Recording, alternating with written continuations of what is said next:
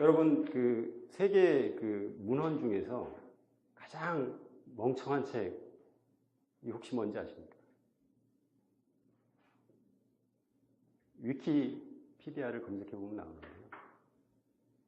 독일 경제학자인데 베르나 본게르트라고, 이름도 좀 어려운데 1938년에 정신과학으로서의 인류학이라는 본인 저서에서 1798년에 멜서스의 인구론이 가장 멍청한 책이라고 이렇게 평가를 했는데요. 멜서스의 인구론은, 멜서스는 인구는 1, 2, 4, 8, 16 이렇게 기하급수로 증가하는데 식량은 1, 2, 3, 4, 5 산술 평균으로 증가한다고 해서 인구 억제 책을 써야 된다라고 했는데, 그게 이제 지금 보면 약간 삽질이죠. 산업혁명으로 식량도 기하급수로 증가를 하니까. 우리 한국 사람들, 일본 사람들 싫어하잖아요. 근데 독일 사람도 영국 사람 싫어하나 보더라고요. 세계에서 가장 멍청한 책이라고 호평을 한 거 보면. 반면에 지금까지 인류가 만들어낸 최고의 아이디어가 혹시 뭔지 아십니까? 상대성 이론? 이의랍니다. 1위가 찰스 다윈의 진화론인데요. 멜서스의 인구론이 찰스 다윈의 진화론의 배경이 됐다고 합니다. 가장 멍청한 책의 저자인 멜서스의 아이디어를 잘 포착을 해서 최고의 아이디어를 낸 다윈이 오늘 제가 강의할 내용의 주제입니다. 잠깐 동영상 보시죠.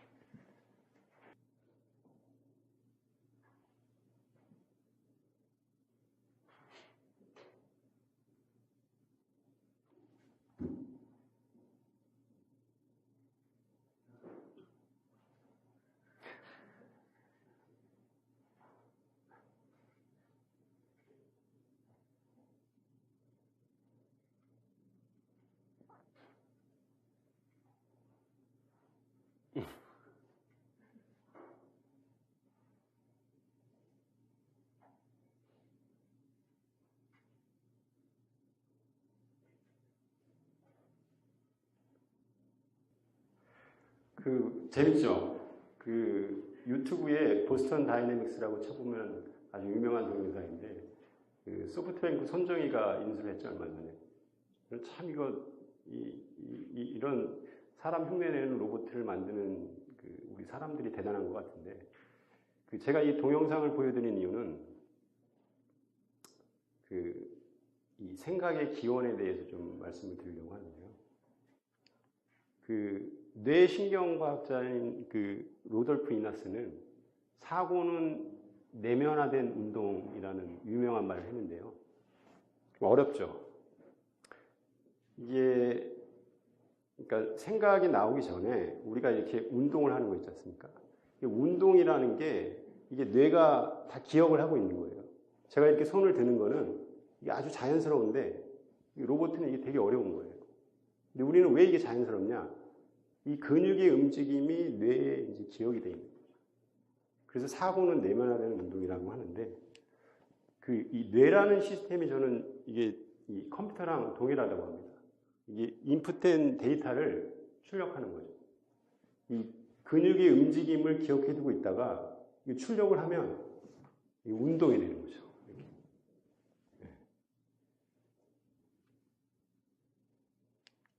그래서 뇌과학 측면에서는 창의성의 정의를 입력 자료를 그냥 우리가 정상적으로 출력을 하면 이 운동이 되고 일반적인 생각이 됩니다. 근데 입력 자료를 비정상적으로 출력하거나 변형돼서 출력하면 그게 창의성이라는 거죠. 그래서 이 뇌과학 측면에서는 입력된 데이터가 중요한데, 이 어린아이들이 우리 창의성이 많다고 하는데, 이 뇌과학 측면에서는 어린아이들이 창의성이 제로입니다. 왜냐하면 끄집어낼 출력할 데이터가 없기 때문이죠. 반면에 알파고는 창의성이 많잖아요. 엄청난 기보를 입력을 지 스스로 해놨기 때문에 그렇게 되는 거죠. 그래서 좋은 조직은 이 아이디어가 돌게 만들어야 되는 게 좋은 조직입니다. 그래서 미국의 어떤 회사는 그 직원 혼자 자기 책상에서 커피 마시는 것을 금지하고 있답니다. 커피 머신을 설치를 해서 거기 이렇게 둘러앉아서 잡담하면서 지식이나 데이터나 정보를 교환하라는 얘기죠. 그 스웨덴에서는 커피 마시면서 잡담하는 것을 대한 그 고유어가 있는데 피카라고 합니다. 그래서 좋은 아이디어를 탐색하고 서치하는 것, 이것을 사회물리학에서는 아이디어 탐험이라고 하는데요. 지금까지 저는 제가 존경하는 뇌과학자 박문호 박사의 얘기와 사회물리학자 알렉산더 펜들란드 교수의 얘기를 정리해 드렸는데요. 지금부터 아이디어 탐험에 대한 그 얘기를 간략히 설명해 드리겠습니다. 골프 치면은 원래 레슨을 백돌이가 많이 합니다. 싱글은 레슨을 안 합니다. 백돌이가 비기너한테 레슨한다 이렇게 생각하시고 편하게 들으시면 될 것 같습니다. 그 아이디어를 흔하게 탐색하는 건 책이죠, 책. 우리 초등학교부터 줄기차게 우리 엄마한테 들은 게 책 좀 읽어라 그거 아닙니까? 저는 우리 스태프들한테 뭐 책 좀 읽으라고 엄청나게 잔소리를 하는데 이 책에 대한 얘기를 하려면 책과 고전에 대한 얘기를 하려면 밤새도록 해도 모자라기 때문에 제가 책에서 얻은 굿 아이디어 하나 소개해드리고 넘어갈까 합니다. 크게 생각하라는 건데요. Think big. 이게 구글의 기업 문화인 문샷 싱킹입니다. 달나라에 로켓을 쏘아 올리자라는 목표를 크게 가지라는 거죠. 예를 들면 전기 대비 우리가 10% 성장을 목표로 하면 이 조금만 바꾸면 돼요. 조금만. 목표를 이룰 수 있는데 전기 대비 10배 성장을 목표로 하면 이거는 접근이 달라져야 되죠. 혁신이 필요한 순간이죠. 그리고 또 뭐가 좋냐면 목표를 크게 가지면 일론 머스크처럼 뭐 우주여행이나 목표를 크게 가지면 경쟁자가 없다는 거예요. 그러니까 수익이 10배, 1000배 이렇게 100배 될 수 있는 거죠. 여러분 파티 많이 가시죠? 미국에서는 파티라는 말을 많이 쓰는데 저는 미국 사람들 이렇게 만나보면 참 신기하더라고요. 걔네들은 그냥 처음 만나는 자리에서 낯선 사람들이랑 이게 되게 자연스럽게 대화를 해요. 정보도 자연스럽게 교류를 하고. 한국은 그게 안 되죠. 왜 안 될까요? 체면 문화 때문에, 체면 문화. 그리고 성공한 사람들을 보면 우리 시기하죠. 이 사돈이 땅을 사면 배가 아프다 이런 문화적 DNA 때문에 이게 잘 질문을 안 하는데 제가 한 가지 팁을 드리자면 1대1 브런치를 꼭 가지십시오. 어떤 모임에 나가면 어떤 사람이 좀 성공해 보이면 주저하지 말고 질문을 하시라는 거죠. 1대1 자리에서는 그 사람한테 어떻게 그 자리에 갔냐, 어떻게 성공했냐라고 물어보면 술술 나옵니다. 왜냐하면 성공한 사람들이 여러 사람 있을 때 자기 얘기하는 거 좀 잘난 체하는 것도 잘 안 하거든요. 이런 자리를 꼭 만들면 충분히 아이디어를 잘 채취하실 수 있을 겁니다. 여기 공짜로 오셨죠? 돈 내고 오신 분. 좀 좋은 비싼 포럼을 좀 다녀도 유용하더라고요. 제가 얼마 전에 매경 세계지식 포럼을 다녀왔는데요. 가서 힐러리 클린턴도 보고 노벨 경제학상 수상자의 강의도 들어봤는데 이게 책 10권 아니 100권 읽는 것보다 훨씬 효과가 있습니다. 가서 맨 앞자리에서 들으시고 끝나면 명함도 나누시면서 악수도 한번 해보시고 상당히 의미가 있습니다. 뇌에 기억되는 효과가 훨씬 큽니다. 옛날 왜 공자가 노자를 만나러 먼 거리를 갔잖아요. 우리 율곡 이희 선생이 퇴계 이황 선생을 만나러 간 것처럼 의미가 있습니다.